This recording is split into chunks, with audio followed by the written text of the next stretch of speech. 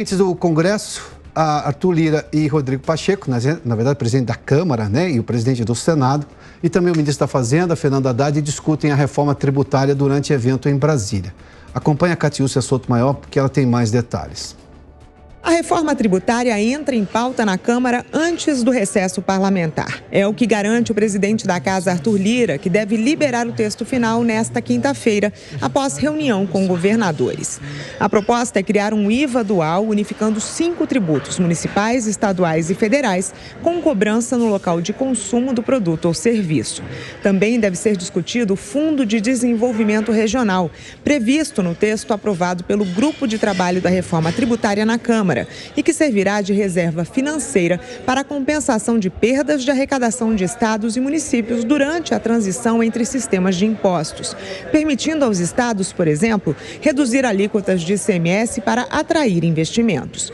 Lira também defende que será preciso levar em consideração especificidades de setores para que a reforma seja aprovada pelos parlamentares. O que é importante para que todos saibam é que todo mundo tem uma reforma tributária ideal na cabeça.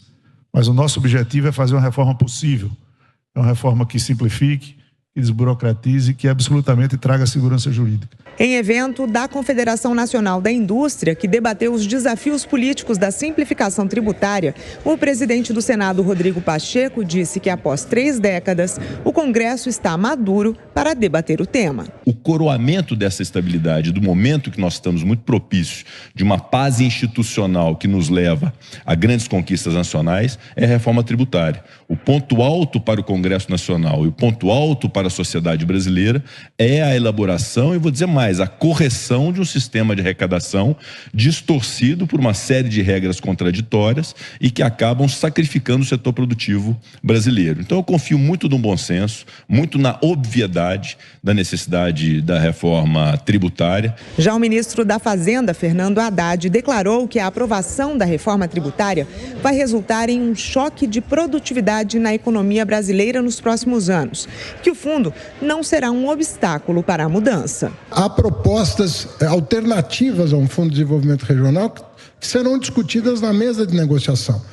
O que eu posso te asseverar é que nós vamos estar nas 2 próximas semanas mergulhados exclusivamente na tarefa de aprovar a reforma tributária na Câmara.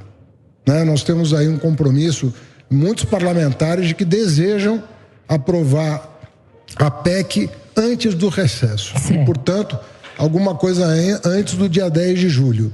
E não vai ser o valor do fundo que vai ser um impeditivo disso. Haddad também disse que sem reforma tributária não é possível gerenciar o arcabouço fiscal, outra pauta a ser votada na Câmara na primeira semana de julho. E ainda que ambos são um pressuposto para o equilíbrio fiscal do país. Um depende do outro para garantir um ciclo de crescimento sustentável. De Brasília, Catiúcia Sotomayor. Sabe que lá atrás, quando se falava de reforma tributária, dizia-se que antes da reforma tributária deveria vir uma reforma administrativa, ou seja, para saber exatamente qual o tamanho do Estado, com o objetivo claro de diminuir o custo que ele tem hoje para o contribuinte brasileiro, porque ele está inchado. Este atual governo inchou ainda mais, gasta ainda mais. Quando o ministro Haddad fala que sem a reforma tributária fica difícil colocar o arcabouço fiscal em pé, ele de alguma forma se refere a isso. Mas não exatamente do ponto de vista positivo de que então vamos reduzir o tamanho do Estado, até porque os gastos estão aumentando.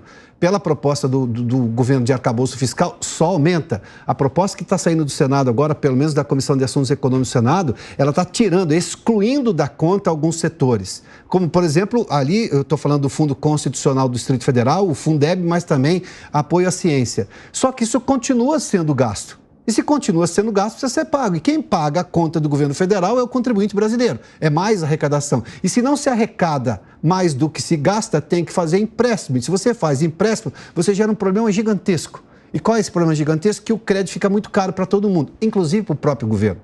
Daí você gera esse problema de você não ter uma economia que cresça. E quando ela cresce, a melhor maneira de arrecadar imposto é quando a economia está crescendo. Todo mundo ganha. e é, digamos, um ciclo virtuoso da economia. Só que, por exemplo, o Marcos Cintra, que é um especialista no assunto, professor da Fundação Getúlio Vargas, diz que o atual projeto de reforma tributária não é exatamente uma reforma do ponto de vista de uma inovação, de redução na cobrança de impostos, de simplificação. Ele aponta aqui que vai haver, na verdade, uma transferência de carga que vai desestruturar a economia e desestimular os setores mais intensivos de mão de obra. Ou seja, vai levar muito de um imposto que hoje é cobrado da indústria, vai para a agricultura, que gera muita mão de obra, e por serviços. 70% da economia são serviços.